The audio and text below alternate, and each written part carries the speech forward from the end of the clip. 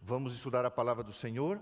Convido você a abrir a Bíblia na primeira carta do apóstolo João. João 3, 1 a 6. Abra a Bíblia lá. A carta, não é o Evangelho, a primeira carta de João, capítulo 3, verso 1 até o verso 6. Ali, aonde está, pastor? Está pertinho do Apocalipse, irmãos. Vai lá no Apocalipse, vai voltando para trás, você vai ver Judas. E aí você vai encontrar as cartas de 3º, 2º e 1 João. 1 João, capítulo 3, verso 1 até o verso 6. Vamos orar mais uma vez. Nosso Deus e nosso Pai, com reverência, com temor e tremor, abrimos a palavra do Deus eterno para estudar o assunto da filiação divina. Pedimos, Senhor, que o Espírito Santo de Deus, nesse momento, seja o pregador.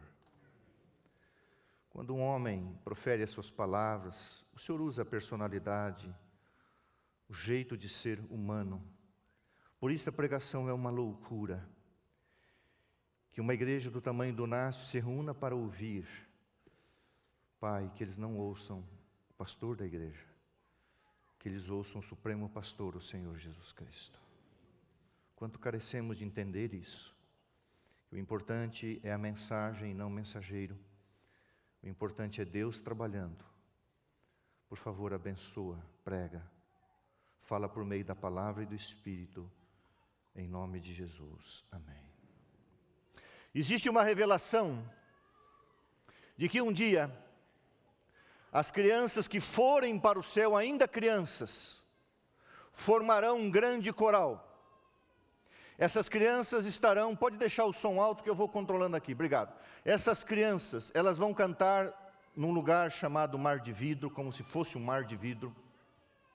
E essas crianças que irão para o céu, muitas delas sem os pais, especialmente as crianças órfãs, as crianças formarão um grande coral sobre o mar de vidro.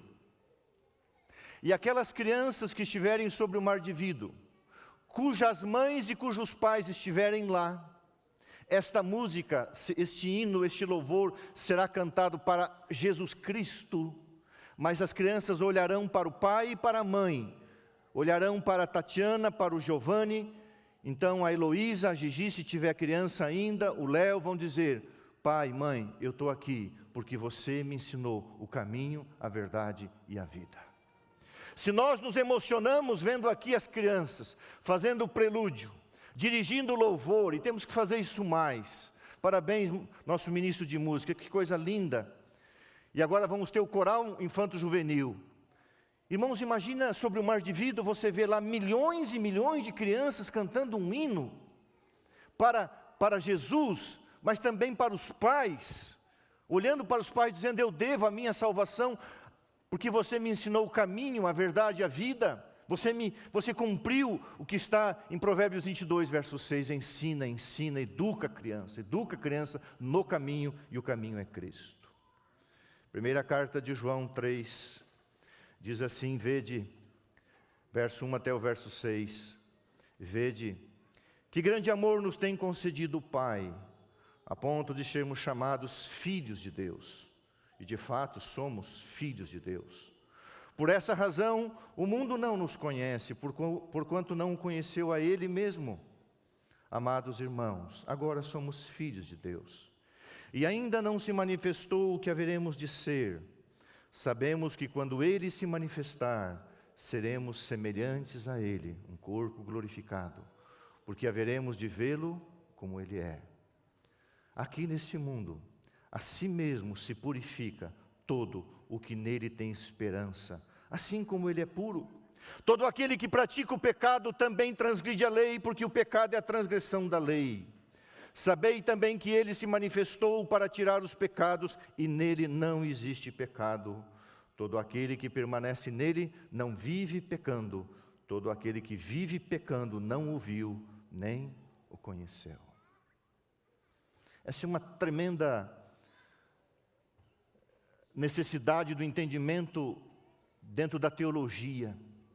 Como que eu posso ser um pecador, ter uma natureza caída, pecaminosa, mas não viver na prática do pecado? Isso é possível? Sim, sim. Ou Jesus morreu por quê? Jesus morreu para nos salvar do poder do pecado. E logo voltará para nos libertar da presença do pecado.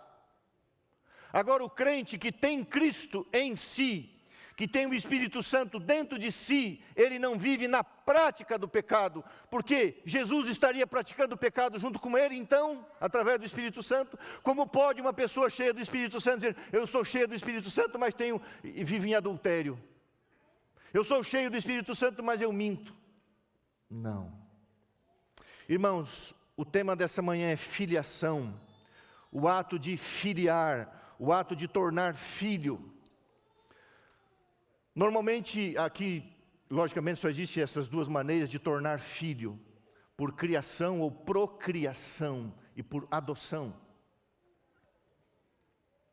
Irmãos, para mim, eu já falei isso aqui, uma das maiores evidências, prova de que nós fomos criados por Deus, à sua imagem e semelhança, que eu e você que casamos, os cônjuges presentes, nós temos a capacidade dada por Deus de gerar vida, de procriar. Isso vem de Deus. Deus é que dá vida, mas através de nós. Seres caídos, pecaminosos, com a imagem e semelhança de Deus, com a capacidade de procriar. Durante 6 anos eu cuidei da Igreja Central de Curitiba como pastor. Nós tínhamos lá um lar de meninas. E nós encaminhávamos muitas crianças para a adoção. É uma outra forma de filiar. O que acontece, irmãos? Quando Deus gerou com as suas mãos, o homem gerou o seu corpo, formou o seu corpo. Quando Deus do barro, o que se passava na mente de Deus, nós fomos criados à imagem física de Deus. Jesus se tornou homem e na sua humanidade ele viveu como homem, ele não encarnou numa outra natureza, porque nós temos a imagem e a semelhança física de Deus. Quando nós conhecemos Deus o Pai, nós vamos ver um ser assim. Quando Deus cria, quando Deus forma o homem, Deus sopra nele o fôlego da vida, é a criação. Deus está gerando vida através do fôlego de si mesmo. E Deus criou o homem com um propósito. O propósito que o homem passaria por um teste. Porque Deus não criou seres robóticos, Deus não criou robôs. Deus colocou uma prova, um teste, a satisfação pessoal. Se Adão e Eva tivessem passado no teste como seres livres, tivessem escolhido fazer a vontade de Deus, Satanás nunca mais entraria no jardim do Éden e eles seriam declarados imortais. Nasceram para isso, mas eles tinham que escolher. Eu estou falando muito alto, então abaixa um pouquinho o som. Aliás, ergue o som para eu falar mais baixo. Eu sei que às vezes eu abuso, irmão, mas o negócio de pregar o evangelho assim morto não dá, para mim não dá. Porque o fruto do Espírito Santo é paz, é alegria, é amor, mas também o fruto do Espírito Santo é ousadia, é intrepidez, é coragem, é força, é alegria, é energia espiritual. E eu gosto de pregar com entusiasmo. Não, você fica morto aqui, esse negócio parece que não anda. E não é culpa deles lá, porque eles ficam estressados comigo. E Deus cria o homem com esse propósito. O homem tem a capacidade de escolher, ele escolhe o que é errado. E apesar de o homem ter escolhido aquilo que é errado, e ter pecado, a Bíblia diz que a encarnação de Jesus foi para nos tornar filhos de Deus outra vez, porque quando o homem pecou, ele se tornou filho de Satanás, filho da ira, filho do maligno, e agora nós somos recriados, restaurados, e Deus devolve para o homem aquilo que um dia já lhe dera, a promessa da imortalidade em Cristo Jesus. E mais do que isso, irmãos, a Bíblia também diz que nós somos adotados no seio do amado. Em Cristo, Jesus se tornou o irmão mais velho e nós fomos adotados. Louvado seja Deus pela chuva. Você não diz amém? Amém. Por isso aumenta o som, que está chovendo mais. Muita chuva. Louvado seja Deus pela chuva. Tomara que chova o feriado inteiro para você ficar estudando a Bíblia o feriado inteiro.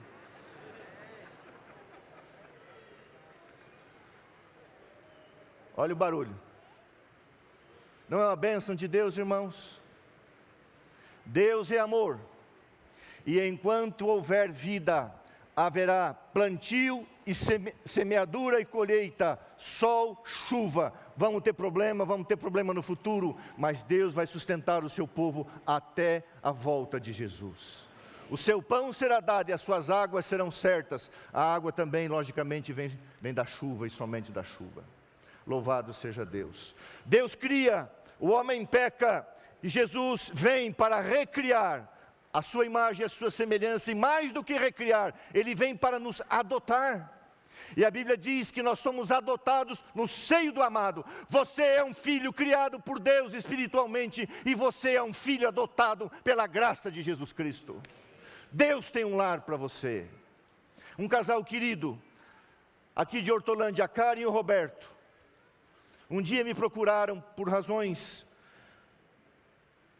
de saúde não, por razões biológicas, genéticas, eles não podiam ter filhos.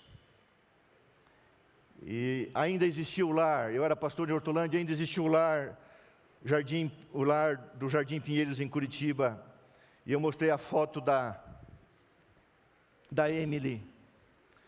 E eu peguei esse casal e nós fomos até Curitiba.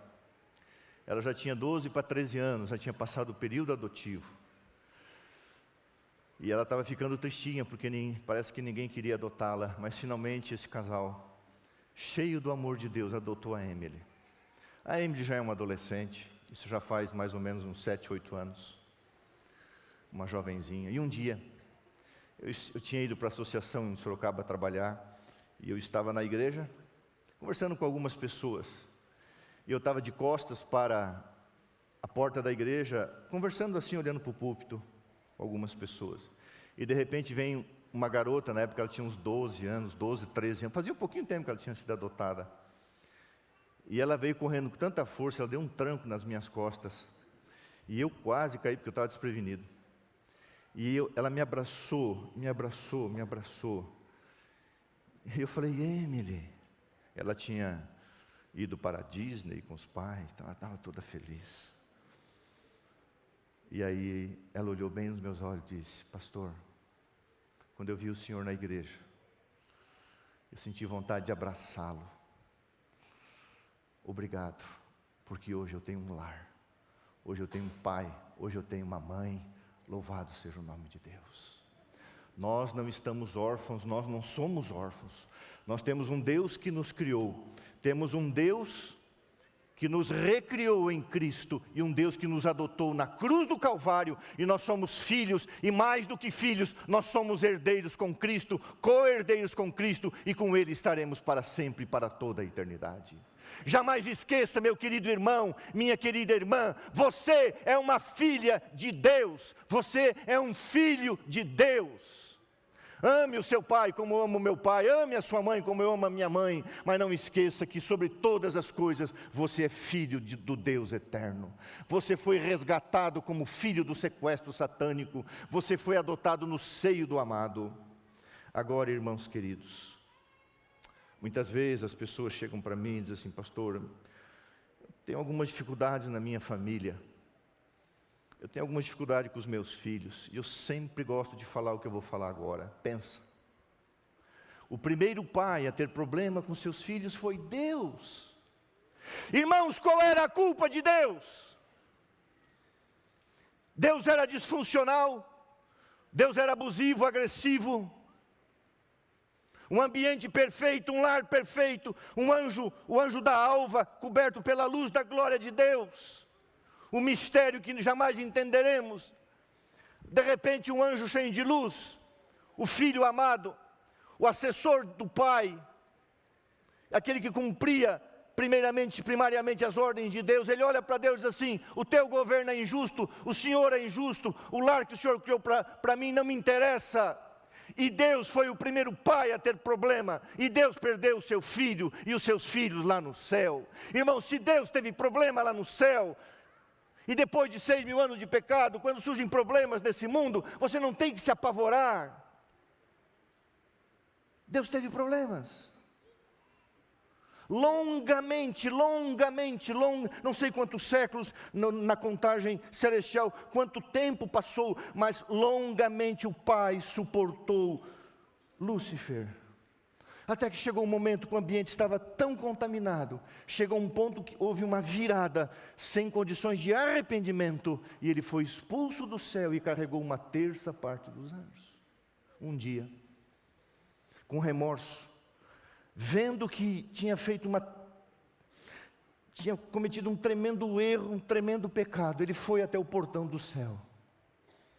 Jesus saiu, veio até o portão do céu. E Lúcifer disse para Jesus: eu tive inveja do Senhor, eu gostaria de ser readmitido. Está escrito que Jesus chorou ante o infortúnio e disse: não há mais lugar de arrependimento para você. E Jesus chorava, e Lúcifer olhava Jesus chorando. Por quê? Porque era seu filho que nunca mais voltaria para o lar. Aí, Deus então coloca mais um teste. Deus cria Adão e Eva. Deus cria o homem. E Deus cria um vazio dentro do homem, uma necessidade. E Deus prepara um ambiente. Ah, meu Pai do céu, você vai conhecer um dia o jardim do céu. Antes do dilúvio ele foi levado para lá para o céu. Adão vai ser reintegrado ao seu primeiro domínio. E Deus cria um ambiente perfeito, um lar perfeito. E de repente Adão acorda e vê aquela mulher. Adão tinha 4 metros, então você imagina a altura e o tamanho da Eva. Que mulher linda. Que mulher linda, porque o que Deus faz é perfeito. Que homem lindo, que casal lindo. E por mistério que a gente não sabe, Satanás ele faz um trabalho de mediunidade. Ele incorpora num ser alado. A serpente tinha um aspecto dourado e ela voava de árvore em árvore. Você conhece a história. Aonde Deus falhou, irmãos? Diz para mim, qual foi o erro de Deus? Aonde Deus foi injusto? Aonde Deus foi mau? Sabe, muitas vezes os nossos filhos fazem escolhas erradas e nós perguntamos: aonde eu errei? Irmão, se você fez a sua parte e você fez o que Deus te mandou fazer, tenha paz no coração. Deus não cometeu nenhum erro para que Lúcifer perdesse o céu. Deus não cometeu nenhum erro para que Adão e Eva desacreditassem do seu amor e da sua bondade. Deus não foi culpado.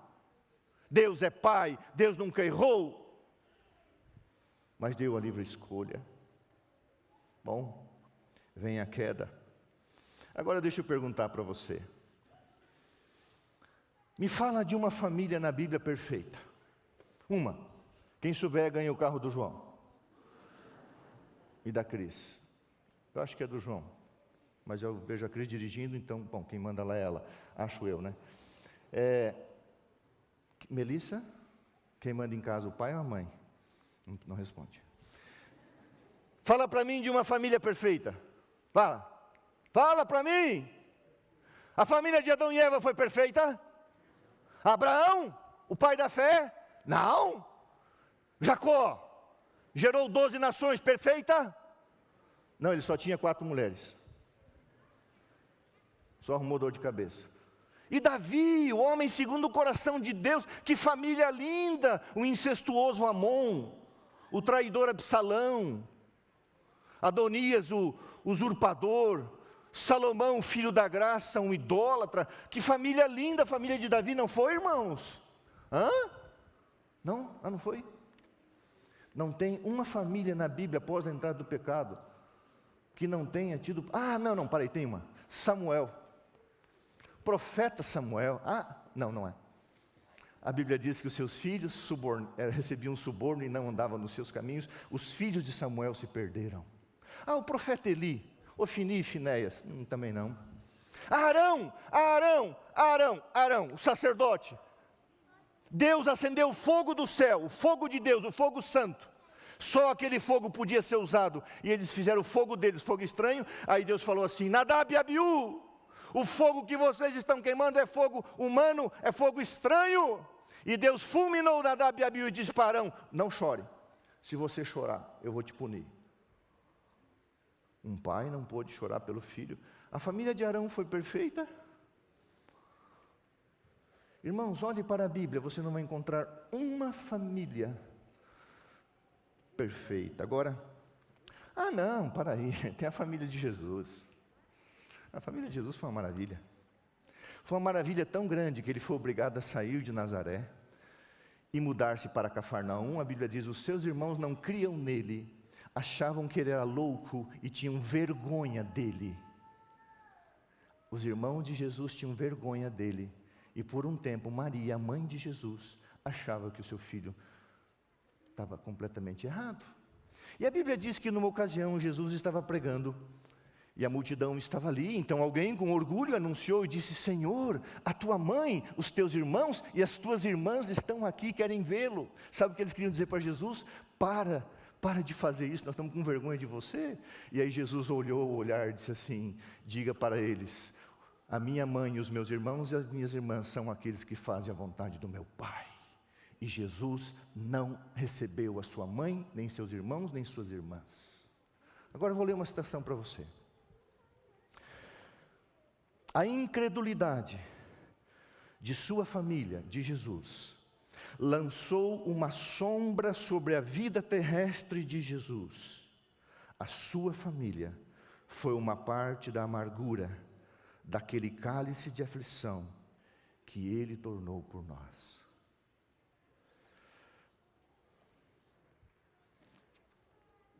Gosto de falar e falo sempre. Sábado de manhã parece que eu acordo diferente, eu acordo cheio de alegria. Amo estacionar o meu carro ali, apesar de não ter intimidade com a igreja pelo tamanho. Amo essa igreja, tenho um orgulho dessa igreja. Hoje eu tenho várias atividades, vou chegar em casa após o pôr do sol. Mas eu amo abrir a porta e dar um beijo nessa mulher linda demais. Essa semana ela invadiu meu Instagram, meu Facebook, e ela postou um negócio lá. Por quê? Porque o meu celular não tem senha. E eu fui para a academia e o celular fica em casa e ela usa, ela só não faz transferência, mas ela usa o celular. Agora imagine, irmãos, Jesus sai a pregar pela região, e ele olha em direção à montanha de Nazaré após Caná da Galileia. Ele quer voltar para casa, ele foi criado ali, ele tem amigos ali, ele tem irmãos, Tiago e Judas, ele tem irmãs, ele tem uma mãe. Ou você acha que na sua humanidade ele não sentia falta de simpatia? Está escrito, Jesus sentia falta de simpatia, e muitas vezes ele queria voltar para casa e ter o colo da sua mãe, mas ele não voltava porque ele não era bem recebido em seu lar, a ponto de dizer, não há profeta bem recebido, senão no seu próprio lar. Ou seja, os profetas não eram compreendidos em sua casa, e Jesus também não foi. Então, se a tua família não é uma família perfeita, olha o exemplo de Jesus, que teve paciência, tolerância, e o seu lar era o lar de 3 órfãos, Marta, Maria e Lázaro, ali em Betânia. Vivia na casa dos outros em Cafarnaum, fez de Cafarnaum a sua cidade no norte, e fez de Betânia a sua casa no sul. Você não encontra um relato da Bíblia de Jesus na sua casa, com a sua mãe, com os seus irmãos. Porém, na cruz do Calvário, com amor ele olha e diz: João, cuida da minha mãe. Judas e Tiago receberam o batismo do Espírito Santo. Os outros não sabemos. Não sabemos se as irmãs de Jesus salvaram, não sabemos. Sabemos de Judas e Tiago. Receberam o Espírito Santo, se converteram. Tiago se tornou o líder da igreja em Jerusalém, como se fosse o pastor. Judas escreveu a carta que está antes do Apocalipse. E um dia, Maria, e pelo menos Judas e Tiago, eu acredito que os outros também, Mas a revelação nos diz que Judas, Tiago e Maria estarão no céu, não para ver um simples irmão e um simples filho, mas um pai que adotou eles no seu coração e os salvou por toda a eternidade. Sua família tem problema? Bem-vindo ao mundo real. Irmãos, as coisas não acontecem num mar de rosas. A vida acontece na sua maior parte na cor cinza, nas lutas, nas batalhas, nas doenças, nas fraquezas, aonde o perdão, o amor, a restauração, o carinho. Toda semana eu compro flor para essa coisa linda, essa esposa, dessa não, essa coisa linda, não é dessa, eu tenho que cuidar. Eu gosto de ir nos mercadinhos perto de casa, eu sempre levo flor. Esse dia uma irmã me viu, ô pastor, comprando flor, eu fiquei até orgulhoso. Porque eu gosto de dar flor para ela, eu gosto de vê-la feliz, eu gosto de alimentar as emoções da minha esposa. Tem muita esposa triste, infeliz, porque o marido parece não alimenta, não motiva. O marido tem que alimentar não apenas o aspecto físico, mas o aspecto emocional, o aspecto espiritual. Cada noite nós oramos juntos por nosso casamento. Alimente as emoções da sua esposa. Esposa, alimente as emoções do seu marido. O marido chega em casa cansado, estressado, às vezes veio de metrô, às vezes veio de ônibus. Chega em casa, a mulher parece uma gota d'água, pá, pá, pá, pá. O ser humano não aguenta. É uma goteira, pá, pá, pá, pá. Tem isso. O camarada quer pelo menos meia hora de paz. Chega em casa, dá um beijo na esposa. Esposa, aprenda isso. O marido chegou em casa cansado, estressado, dá um beijo, diz assim, te amo, agora vai tomar o teu banho, relaxa. É tudo que o camarada quer. Agora fica aqui numa goteira. O teu filho, a tua filha, irmãos, ninguém aguenta. Não aguenta. Presta atenção. Quem é a minha família, disse Jesus. Agora, irmãos, o que a Bíblia também descreve. Primeiro, Deus, como Pai, teve problema no céu e na terra, em ambientes perfeitos com seres perfeitos. Então não espere perfeição num ambiente de 6.000 anos de pecado. Todos nós temos lutas e dificuldades, todos. Inclusive, o cálice de amargura que Jesus teve que sofrer, uma parte ele bebeu em sua própria família. Jesus, quando subia para Jerusalém para as festas como judeu, ele ia por um outro caminho para não andar com seus irmãos, porque seus irmãos tinham vergonha dele. Sabe o que é desprezo? Havia pelo menos dois caminhos, duas rotas para chegar a Jerusalém, a rota marítima e a rota pelo meio. Jesus sempre ia por um caminho que eles não iam. Agora, irmãos, não há família perfeita na Bíblia. Terceiro aspecto. É o quarto aspecto. A Bíblia fala: bons pais tiveram péssimos filhos, e péssimos pais tiveram bons filhos. Você vai entender isso. Por exemplo, eu não vou ler. Se você pegar a história em 1 Samuel 8, 1 a 5, você vai ver que os filhos do profeta Samuel foram uma tragédia. Você vai ver que vários bons pais tiveram péssimos filhos. A Bíblia não aponta nenhum pecado de Samuel, é só elogio.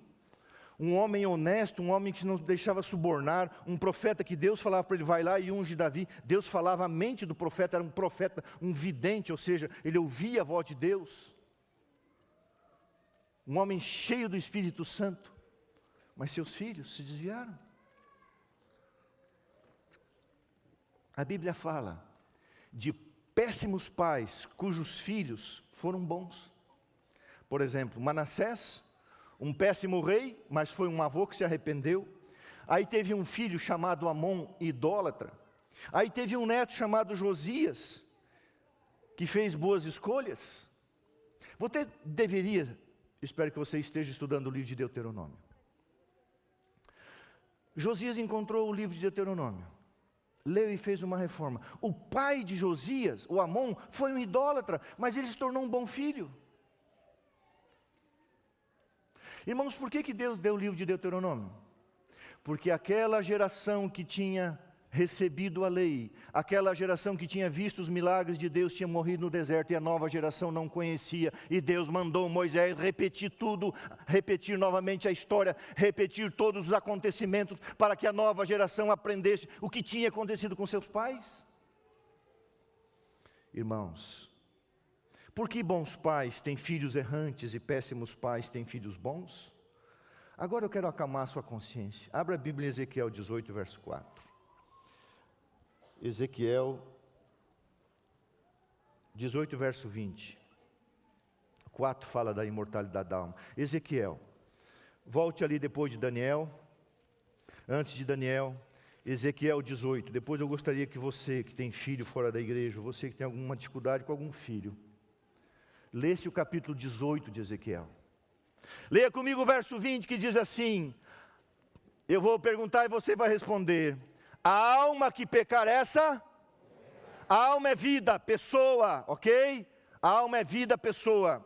O filho não levará a iniquidade do, nem o pai levará a iniquidade do, a justiça do justo ficará sobre ele, e a perversidade do perverso cairá sobre ele. Portanto, irmãos, chega um momento que você fez culto, você ensinou, você botou na escola adventista, você deu lição, você trouxe para a igreja, mas no fim, irmãos, a responsabilidade é pessoal. Se você fez a tua parte, fique em paz.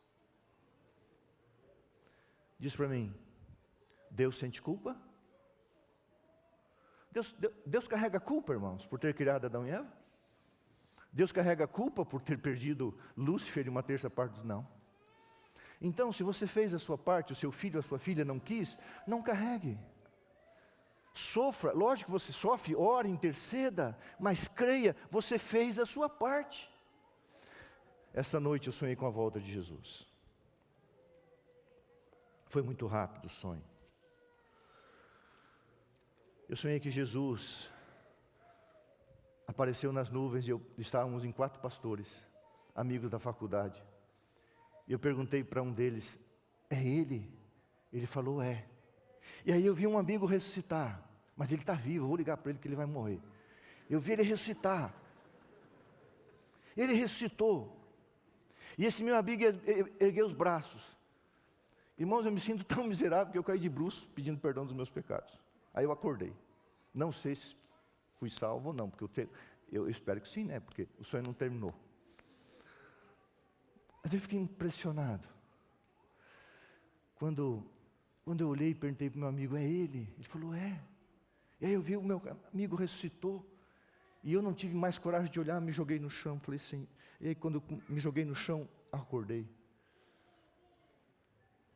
Um dia a Bíblia diz, um será tirado e o outro será. Um ficará e o outro será levado. Um será tirado, o outro será deixado. Estarão 2 no leito, você e a tua esposa, um vai e outro fica. Os filhos vão, os pais ficam, os pais vão, os filhos ficam. Irmãos, a responsabilidade é individual. Se o teu filho e a tua filha receberam todo o amor, todo o carinho, todo o exemplo, todo o preceito, tenha paz. Não carregue culpa, porque Deus não carrega culpa, porque Deus não fez nada errado. E Ele teve problema na sua família perfeita no céu e com a sua família perfeita na terra.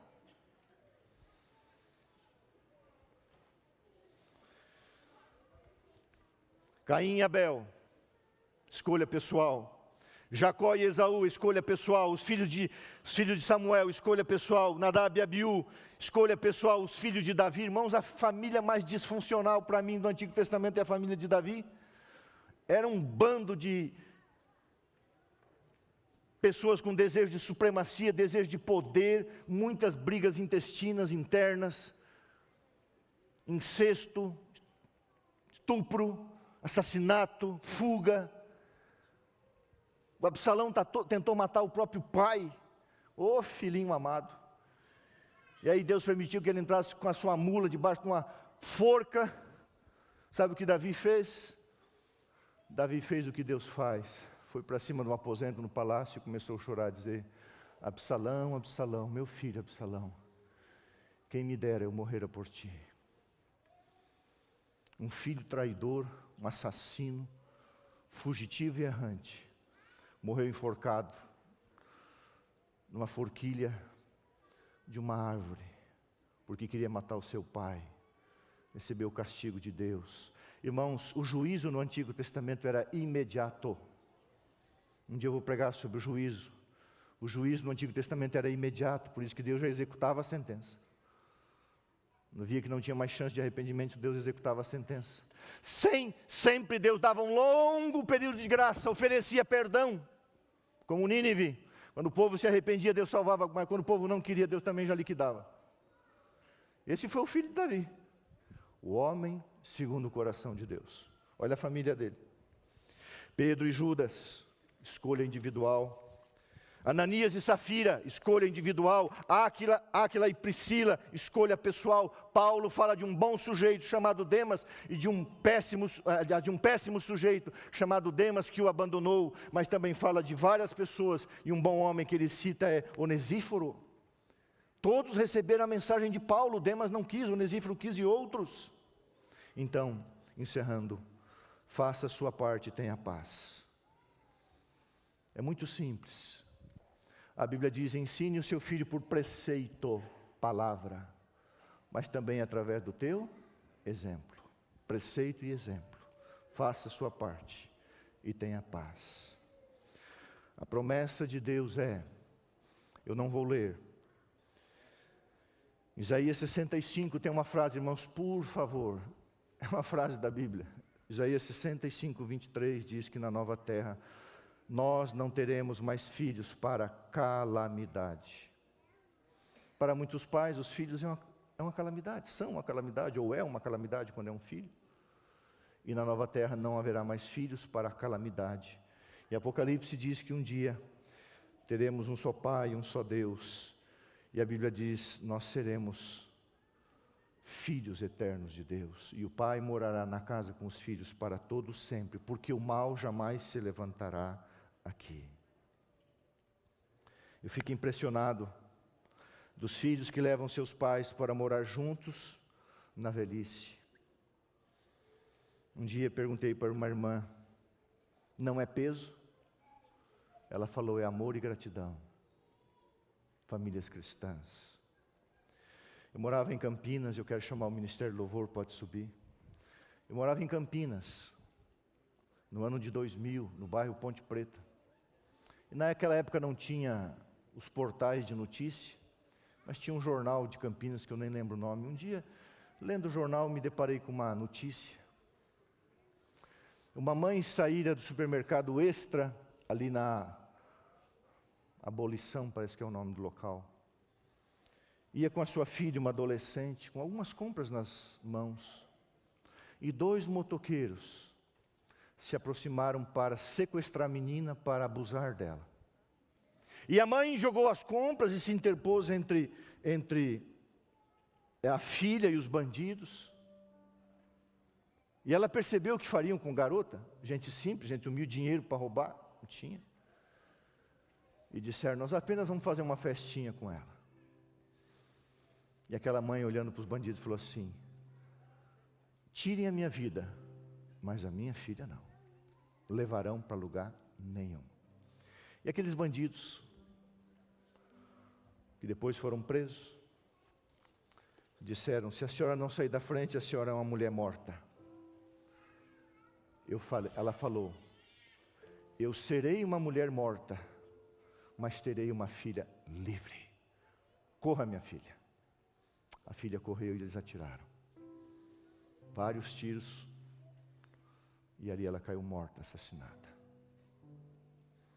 A filha conta, eu morrerei, mas a minha filha será livre. Não foi porventura isso que Jesus fez por nós? Sabe qual é a maior liberdade, irmãos? A maior liberdade é andar com o Pai e obedecer o Pai. Porque Deus é um Pai fiel, amoroso e justo, que lá na cruz do Calvário deixou o seu filho, disse, ele vai morrer, mas você será livre outra vez. Viva sob as asas desse Pai amoroso. Vamos cantar esse hino. Cante com uma oração sob suas asas. Fique em pé. Louve o nome do Senhor. Cante, cante, cante. Pode reger daqui. Pode reger do púlpito.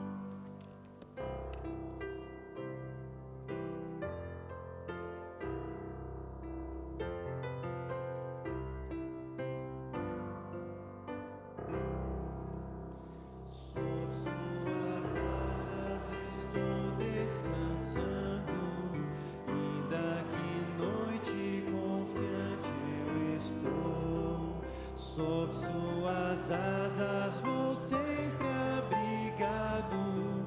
Fui redimido e seu filho já sou.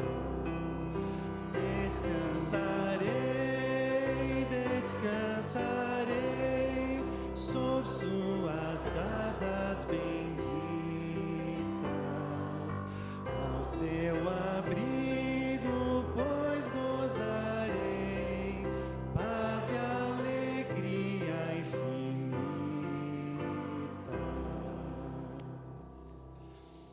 Sob suas asas refúgio eu encontro, meu coração poderá descansar. E se este mundo não presta socorro, sob suas asas a paz he de achar. Descansarei, descansarei sob suas asas benditas.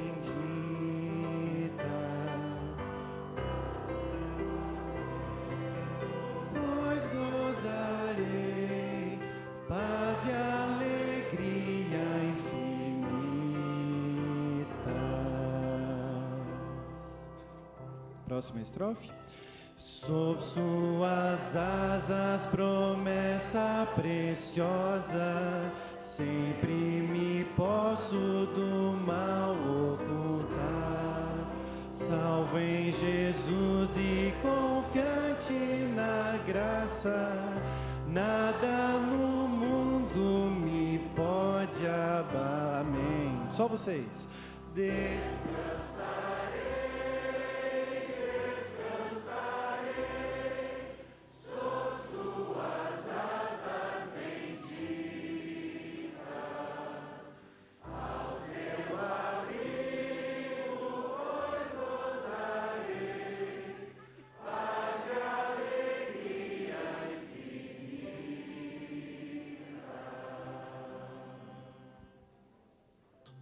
Vamos orar. Nosso Pai, o apóstolo Paulo nos orientou a te chamarmos de Abba, Paizinho querido. Palavras de fraternidade, de intimidade, dentro de uma suavidade sagrada, onde através de Jesus Cristo e por meio do Espírito Santo nos ajoelhamos e clamamos: Pai, querido Pai. Senhor, perdoa os nossos pecados. Assim como o profeta Daniel se incluiu junto com seu povo na condição de pecador, todos o somos, mas queremos, Pai, crescer sempre e permanecer sob as asas do Pai, até que um dia sejamos levados para a eterna segurança. Ora a Ti pelas crianças dessa igreja, nossos filhos, nossas filhas. Ora a Ti pelos pais e mães desta igreja, pelas famílias desta igreja. Infelizmente é o cenário onde mais o demônio procura trabalhar, levando dor, sofrimento. E nós, como cônjuges, especialmente nós os homens, podemos salvaguardar nossos filhos e filhas, através do preceito do exemplo, mostrando a eles o caminho da felicidade, unicamente em Cristo, e a certeza da vida eterna. Pai, abençoa esta igreja, a nossa igreja, todos aqueles queridos irmãos e irmãs que assistiram ou assistirão este culto, que nós jamais desistamos de lutar pela nossa família, de orar, de interceder, de chorar. Mas se algum querido nosso fizer uma escolha diferente do que foi ensinado, que nós possamos descansar nos braços do Senhor, sabendo que fizemos aquilo que nos foi mandado. Fica conosco, mas por favor nos dê o Espírito Santo, todos os dias, em nome de Jesus. Amém.